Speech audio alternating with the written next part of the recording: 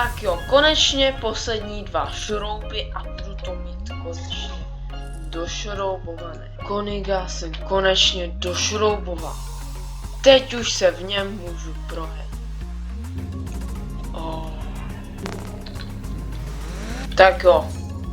Já jsem tady přijel, zaparkuju to, tak a super.